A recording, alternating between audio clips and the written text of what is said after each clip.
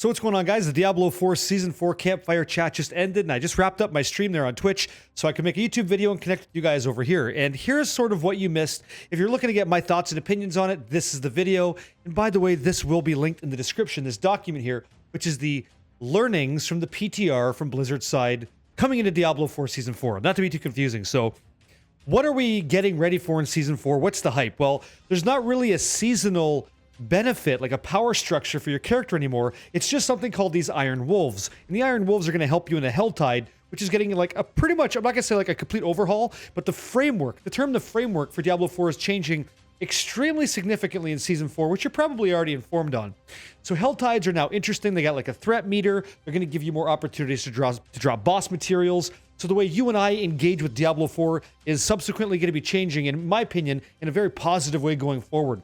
So what are my overall takeaways, and why do I think somebody who played Diablo 4 may want to come back? Like, why is that?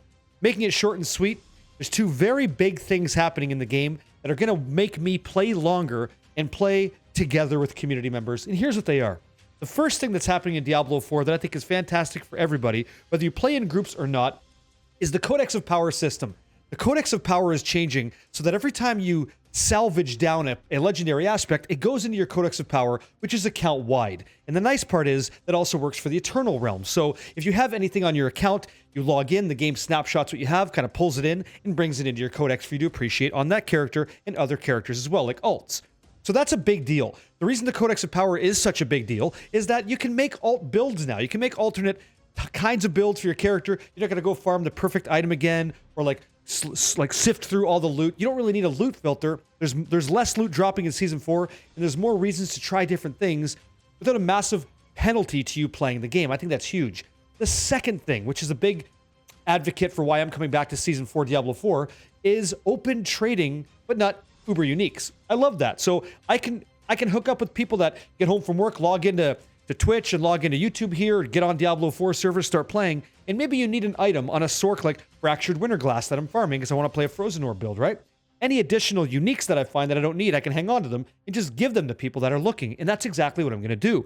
Furthermore, I can also find legendaries and give you that too. The ability for our community to come together collectively and share the wealth and the promise of gear to help complete your Codex of Power, help you refine a character, I think is fantastic. Those are two big catalysts as to why I think Diablo 4 Season 4 is going to feel better overall. The quality of life in the overworld for the Helltide just makes a lot of sense.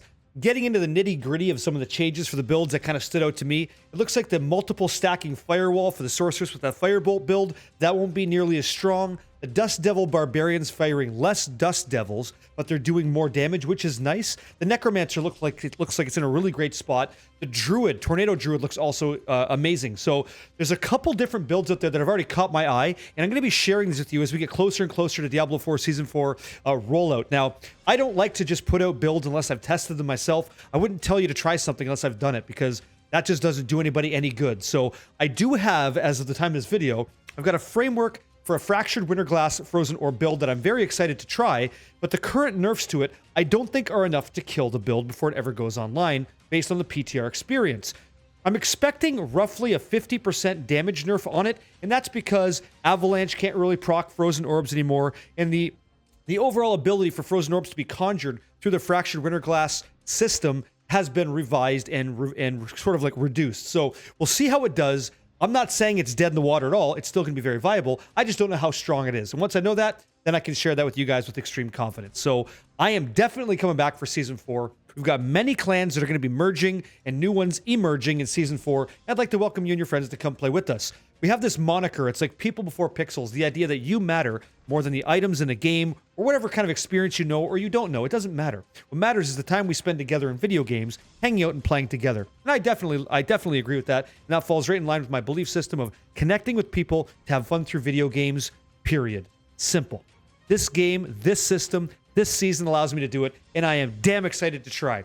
If you're even curious about it and you already own the game, give it an install if you want to, or don't. It's totally up to you. But I will be there on May 14th, ready to rock and roll in Season 4, and hope to Christ that my build comes through in the way that I'm hoping for, or else it's going to be sad times. I got to find something else, but it's okay, because the Codex of Power kind of makes it not so bad, you know? I can deal with that.